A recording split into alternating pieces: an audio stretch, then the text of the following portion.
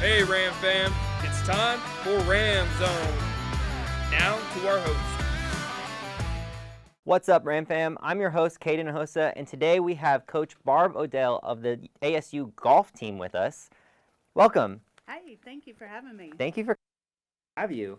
So, right before we get kind of started into what this year and the semester and season's looking like, I just want to get to know you a little more. Got to do that a little bit beforehand. Okay, sounds good. You're in your third year here at ASU. Yep. I also want to say that last semester you took the team to the NCAA West Regionals for the second time in ASU history and the first since 2010. That's amazing. You were head coach at UT Pan American beforehand, and you've basically just kind of grown up in golf. You've kind of like lived, breathed golf your whole life. You were just telling me beforehand you started when you were 3 years old. That is incredible. I did. What is golf like? What does golf mean to you? So golf originally, if you'd have asked me back when I was 12, I would have said it's just something I have to do to please my parents. I didn't really fall in love with golf really until college, you know, and it's when I excelled and was kind of the head of the sport, so to speak, and was always kind of winning. And it was one of those things that I really liked getting first place, and I really liked that trophy. So it was one of those things as you get older and you kind of get more developed into sports, it kind of starts paring it down where, you know, you're riding the bench all the time or in different sports. So golf was one of those, though, that I just kind of picked up and excelled. And once I really got to team golf, which is, I didn't have a team in high school, but once I got to a team in college where I played at SMU, that's when I really fell in love with the whole idea of a team effort of golf, which is an individual sport, but it gave me that team dynamic that I was looking for. So yeah, it was kind of one of those love-hate relationships. And as anyone that golfs knows that when you like have your best round and then the next day you have your worst round and you're like, and so golf was one of those that it just challenges you all the time. And you're never perfect, so we're striving to be perfect, and it's never going to happen, which is sad. But it just gives you something just to keep going for. And I feel like sometimes, you know, you kind of reach the goal that you wanted to get to, and then you're like, what next? Right. Golf, it sounds like it's, you know, just keep going, just keep getting better and better. Exactly. Well, you know, Annika Sormstem, who shot for women, has the record low at a 59. And she said after the round, it could have been a 58. And so there's always just that extra, even though you've gone to your lowest, you can like, oh, wow, I could have got like one shot better. And that's really kind of what we strive for on the team is make yourself one shot better, make yourself 1% better, do something better than you did yesterday. So it's kind of that same mentality, yeah. That's awesome. I love that. What was the biggest, I guess, changes or maybe challenges that you saw going from a player, from playing all your life, to being a coach? Well, that's one that because there's times where you just want to tee it up for them and help them, and you're like, oh, I want to go hit that putt for them or, you know, something. But it's a matter of passing on that baton of, do you accept the challenge of being better than you were before, just like what we were saying. And so as a coach, I think I still get to participate. Like when the team wins, you know, I'm winning. So it's kind of like I'm still a part of the team, but, you know, just as a matter of trying to put together 5 personalities together so that they can feed off of each other and then become a better version of going lower and lower in our sport. So it's just good. I mean, lower means better. So yeah. Not that, one of the sports where you want the lowest score. Yeah, we want low, not high. Yeah. Of course. You said this weekend you spent the weekend kind of recruiting and everything. Good. What do you look for when you're recruiting new players? Well, that's a great question. A lot of it, when we go recruiting, a lot of times we've already seen video of them, especially the Texas kids that are pretty local. And local meaning like I was in the Houston area, so it was within 12 hours. I'm willing to drive. But really what I'm looking for is, one, does their video match what they're saying they're doing? Two, what are the characteristics, like, I want to see them hit a bad shot because I want to see how they react. And are they slamming their club? Are they cursing? Are they, that's obviously a kid I don't really want on the team, that volatile. But the third factor that this is kind of, I don't know if it's just unique to me, but it's to others, is that I look at their parents, because a lot of times their parents are out there, and sometimes the apple doesn't fall far from the tree. So if the dad's out there cussing them out and getting all mad, I usually know that the kid, the athlete is going to be kind of similar. Yeah. So it kind of deters from that. So, but yeah, I was out there recruiting and looking at some really good athletes. For hopefully some new Rams. There you go. Yeah, You Ram Bells, yeah. Are you feeling good about what you're seeing so far? I am. We've already had one commitment, and we have one scholarship commitment already. We already have one walk-on commitment already, which is they committed back in very beginning of summer. So that's kind of new. Like this is they're wanting to come here. They're ready to come to Angelo State and make it their home. And then I've got room for like 2 more that I'm looking at, and we've already got like 3 scheduled for visit on campus. Awesome. And we have our first one that's actually in the junior class, so in the class of 27. Okay. So that's even another first for us that we're looking at. We've already attracted some of the best student athletes in Texas to look at Angelo and say, okay, maybe I want to be a Rambell and be out there and play for Coach Odale, and which is exciting. Yeah. It really is. Have people just wanting to come Correct. and be Yeah, coached by you. Exactly. That's exactly. awesome. Yeah. What do you do as a coach to help those new recruits come in and really just become part of the Ram and Rambell's family? Well, there's a couple of things. One, we try to make them feel as comfortable. So I have them over for dinner to my house. Okay. To help them and reassure them that my family, they've become part of my family, and and not that I'm taking the place of mom or dad, but at the same time, I'm there if they need an extra set, like a hug or something. Just being, a lot of my student athletes are far away from home, and sometimes they just need a hug. You just had a bad day. Can I have a hug? And that's what one thing is, we really have them over, me and my husband and my daughter and grandson. We all just kind of welcome them in, and they just become now part of our family.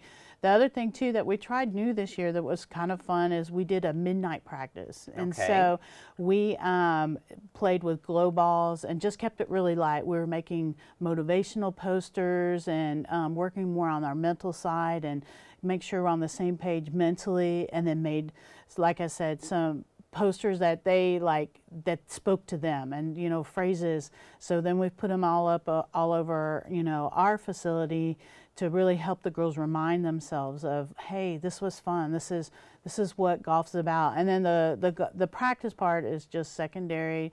They had a great time watching glow balls, because glow balls don't go the same as normal balls, and so you're watching and it's shooting out into the midnight darkness, and you can barely see where I've put the flag and stuff. So it was kind of fun. The girls had a blast, and that way they can all interact, and you get, especially when we have 12. We have 12 on the team, so get them interacting personalities, get to know one another on a like non-threatening, type event. And so that's kind of what we did this year, and it seemed to have gone over really well. That's awesome. Yeah. How do you kind of make that, because you're talking about how golf, being a team with the golf team, but it's also kind of an individual sport. So how do you kind of manage that the being a team player and being supportive and everything, but also having to do the individuality of it all? And that's the tricky part of golf. It really is. You really want to beat your teammate, but then you want them to play well. So you kind of go back to iron sharpens iron. And if you're beating your teammate that is playing well, then that means you're playing well, and then they can feed off of each other. And right now, even this year, we've had the lowest qualifying rounds that we've ever had. We have everybody fighting it out to get onto that traveling team since we take 5 and there's 12 of them. We only take 5 to the tournaments, and we've been taking 1 extra individual just to get some more experience. The 1 individual has to play by themselves. They don't get to be a part of the team, but you're really trying to root for each other, and at the same time, you want to beat the brains in. So it's it's that kind of that paradox in there that you're kind of going, okay, but knowing that if you're beating your teammate and your teammate's playing well, that really should be validation of yourself and where your game's at. I like that. So kind of just, it's kind of a friendly competition kind of thing that helps build each other. Correct. I love that. It should that. Yeah, 100%. I love that.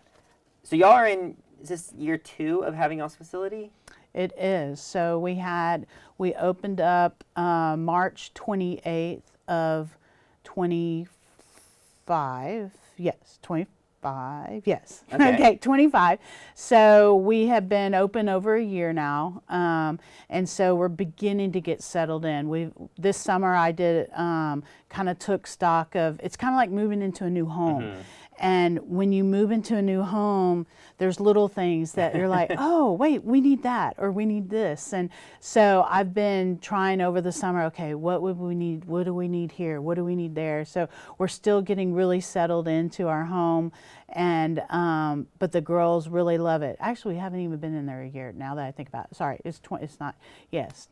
So yeah, Okay. yeah. So you're still in we're the first almost, year. yeah, we're kind of feeling it and really getting, like I said, settled and finding out, okay, this works for us, this doesn't work. And so the girls are having fun with it and trying to figure out like what little gadgets like that we need for putting instruction, or what do we need for our full swing, what's going to help them be able to. We just added some mirrors so that way they can see their swing, and we've added some of just some different gadgets that kind of help keep you on plane and help.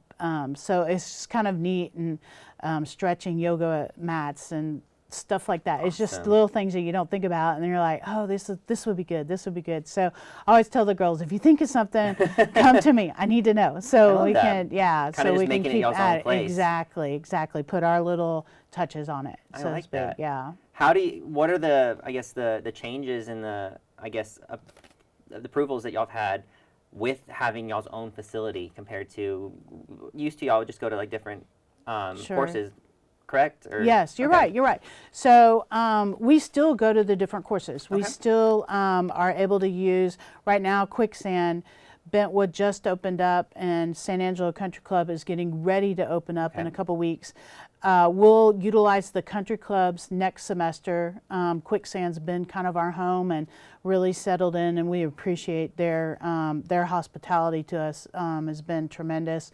We still use their golf courses like 3 to 4 times a week, and then we practice at our facility. So like my girls that are living in Texan dorm can just walk over. Yeah. They walk over and they can practice if they feel like, I really just want to put in a little extra time on the putting green.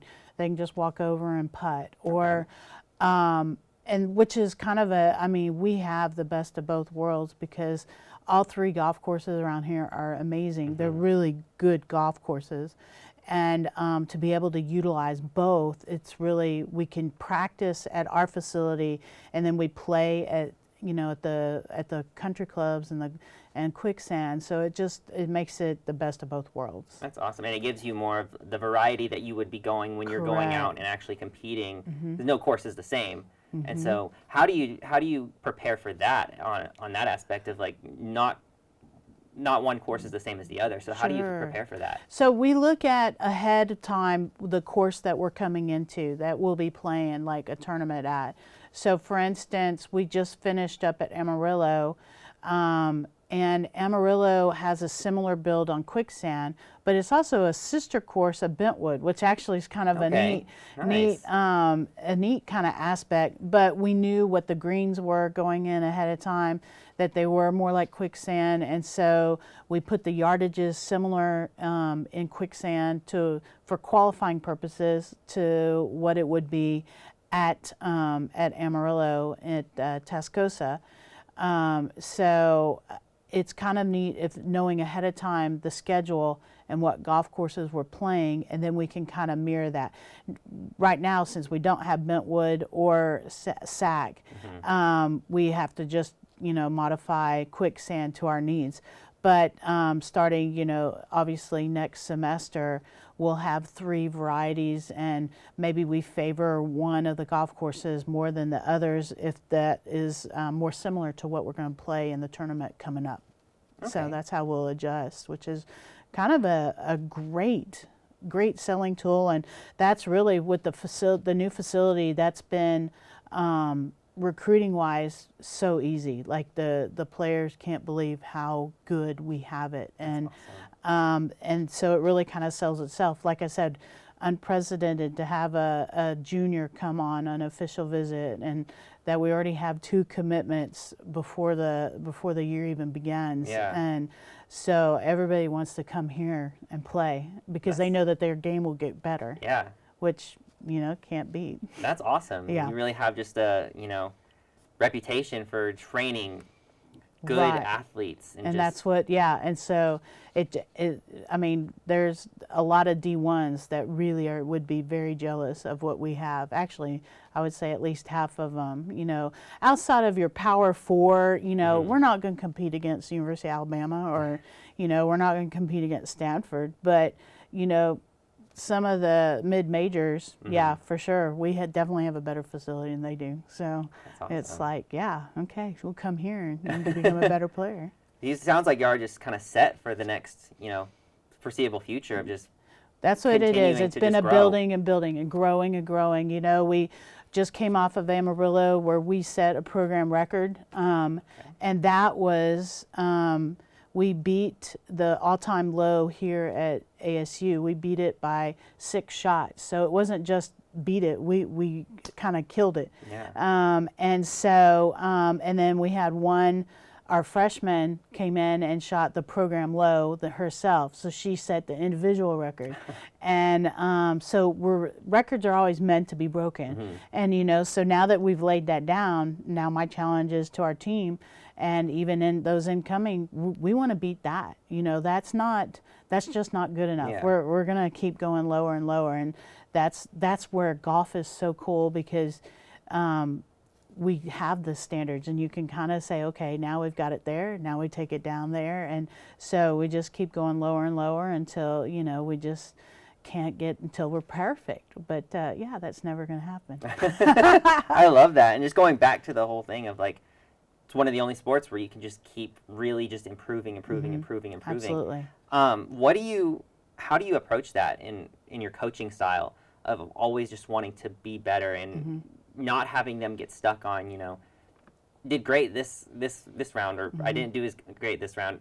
Let's keep going. Let's keep pushing that. How do you approach that? So that comes with the athlete that you recruit. We really try to recruit, or I try to recruit the athletes that really want to do well themselves, and that they have that internal instinct of I want to get better. We also use data, and we have a data service that will help us and keeps track of their shots, so they really know, like, oh wow, I'm struggling at 10-foot left to right breaks. Like it kind of helps them specify where they need to practice. And so if the data is kind of black and white and says, okay, if you need to practice, this, then I probably shouldn't see you over hitting drivers if you're needing to put 10-foot putts in, And so that helps them kind of streamline what they need to work on individually. And I really, I emphasize to my team communication because, again, it's an individual sport. Most of my team has their own swing coach. They already have things that are in place. And so I don't really step in because my language may be different than their language. And so I don't want to kind of mess them up. And so I tell the girls that they've got to come to me when they're stuck and they want my help. and they do, you know. So we've grown to trust, and it usually takes my newcomers a little bit of time to like, oh, okay, oh, coach isn't going to bite my head off. Oh, you know, like I can go to her and it's okay. And, you know, so I'm there to try and help. And now obviously if I see something glaringly, you know, bad, like, okay, where it's going to hurt their bodies, and, you know, oh man, your posture is so, you know, I don't want to put that, I don't want them to have back problems by the time they're 20, you know. Sure, yeah. So I am going to say something about that. But other than that, you know, I let them try and work it out, because that's kind of what I did as a player. You know, my coach let me work it out, and that's individually, because it is an individual sport. We all kind of have those little nuances, and you kind of let them build on what they know already, and they work out through either their swing coach, or then they come to me and say, okay, I'm doing this. What do I need help on? I love that. How, so, you know, going back to, you know, you were head coach at UT Pan American, what's different from your time there to your time now here at ASU? So that is a great question, because at UTPA, which is now UTRGV, Okay. University of Texas, Rio Grande Valley, they, back then, we weren't in a conference. So UT Pan Am, UTPA, was not in a conference for the 8 years I coached there. So it's kind of like, what do you strive to get? You know, and then to be into regionals was a big jump and so that was my goal, was to really make our schedules so that we saw everybody and we could make kind of that fight to be in regionals. And so we had to use we ended up using the PGA Works tournament, because we would get invited to that as our kind of the end of the year, let's go get this. But recruiting to UTPA was difficult, because being right on the border, it had a lot of challenges as far as safety. What I've found, though, the biggest difference between Angelo State and UT Pan American is the people here. The people here are so helpful. They are so generous. I mean, who else has their own facility? Yeah. You know, who else has golf tournaments that they throw for you? I mean, I got here and like day one, they said, okay, we have a fundraiser next week. I'm like, what do I have to do? They're like, nothing, you know, show up and meet everybody. I was like, I can do that. And you know, we help raise money for the program to be able to compete, and they want us to compete nationally. They want us to really do well, and you feel that throughout the whole golf community here in San Angelo. It is an amazing set of people that I've never felt more supported. Even when I was a student athlete at SMU, being in a Dallas Metroplex, obviously it was a lot harder, and so you meet people, and yes, they're nice, but this is just really, this golf community here that supports our program is second to none. I would put them up against anybody, like as far as just support. And they're all like, just beyond even that, like beyond financial, they're like, hey, what do you need, coach? How's your family doing? Are you okay? You know, I love that. I mean, you don't have that anywhere else, and the people here just make it just an amazing place to work. That's incredible. I do feel like San Angelo is a big golf community. I know tons of golfers, and a lot who have been affected by the both country clubs going under renovation at the same time. And so I do believe that there is a huge golf community here in San Angelo, and so that's amazing that they kind of just come together and help, you know, Help us, bring athletes and make them even stronger. That's incredible. Yeah, it is. It really, I mean, bar none, there's no better support than here at ASU. That's amazing. What are your hopes and your goals for, you know, this school year and these fall semester and spring semester? What are you wanting to achieve? So for us, I think because we're young and we haven't been in the position to win, we've got to learn to win. So like this last time when we were in Amarillo, we were up there. We're only 2 shots off the lead. We were 1 shot behind second. We were against some of the national powerhouses, and we were up there threatening them. And we didn't play so well the third round, and I think a lot of that is the pressure. A lot of it is just not playing well all at the same time, which you can't have 5 athletes not play well at the same time.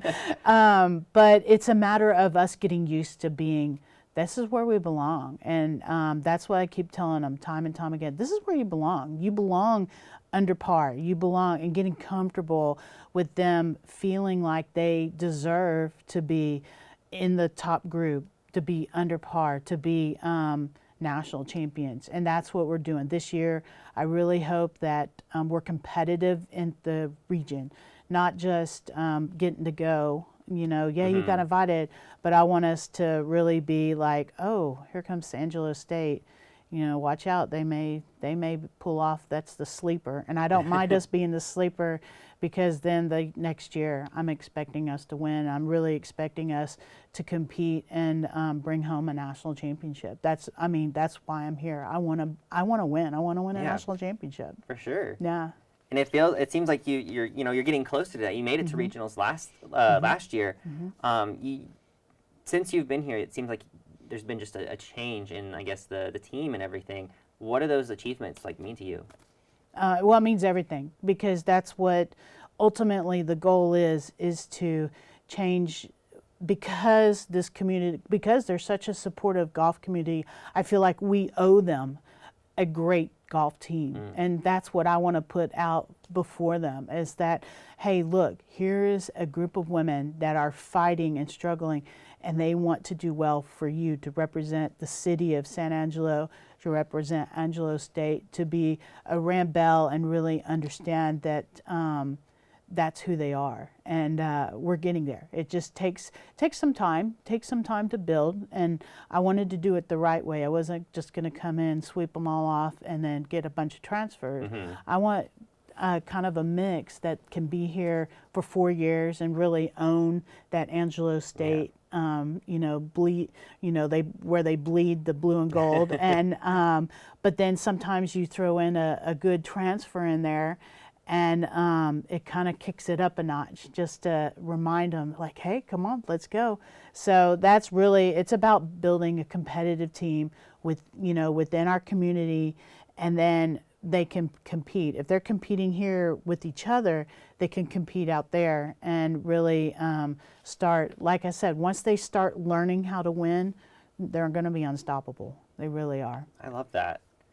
As we're starting to wrap up and wind down, why do you feel like golf is just, you've kind of made it your life, kind of going back to where we started, but I feel like a lot of sports can kind of take the sport and incorporate it into real life, and just like the lessons you make in the sport.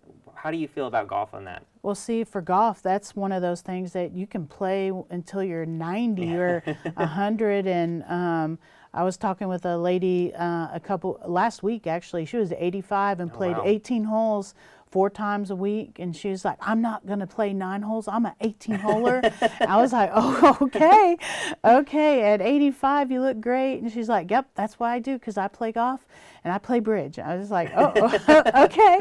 And so it's one of those sports. I mean, how many 85-year-olds do you see out there playing football, or 85-year-olds out there, shooting basketball? Maybe they're, playing horse or something else like that, but they're not, can't compete. You can compete, there's senior division, super senior division.